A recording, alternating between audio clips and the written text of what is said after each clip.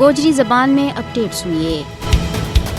بھارت کی تاریخ میں ہون تک سب دے بڑو فوجی طیارہ حادثہ میں ہلاک ہونے والا بھارت کا پہلا chief of defence staff general Bipin Rawat نہ انسانیت کا قاتل کا طور پر ہر کدے یاد رکھا جائے گا۔ بپن راوت ہندوؤں کی شدت پسند تنظیم RSS کا رکن تھا اور مودی کا رازدار بھی تھا۔ جنرل بپن راوت مسلمانوں کے خلاف تعصب اور تشدد پسندی کے واسطے بدنام تھا اور ان کا جنگی بیانات ان کی ہندو ذہنیت کی واضح مثال تھی۔ بپن راوت نہ پاکستان مخالف جذبات نہ بھڑکاؤن کی عادت بھی تھی۔ بھارتی آرمی چیف بپن راوت کا دور میں مقبوضہ کشمیر میں کشمیریوں کا قتل عام میں کافی حد تک بعد ہوئے اور وہ کشمیریوں نہ بھارتی مظالم کے خلاف مزاحمت کرن پر جان دے مار دیون کی دھمکی بھی دینے تھا۔ کشمیریوں پر شدت کے بعد جان دے مار دیون کا بارہ میں جنرل بپن راوت کا تبصرہ ان کی کشمیر دشمنی کی واضح مثال تھی۔ ان کا دور میں مقبوضہ علاقہ میں بھارتی فوجیوں کے ہاتھوں انسانی حقوق پامالیاں میں ریکارڈ حد تک بعد ہوئے تھا۔ ہندوتوا منصوبہ نہ جلد از جلد پایا تکمیل تک پہنچاؤن کے واسطے 2019 میں BJP حکومت نے فوج دے ریٹائرمنٹ کے بعد جنرل بپن راوت کے واسطے چیف آف ڈیفینس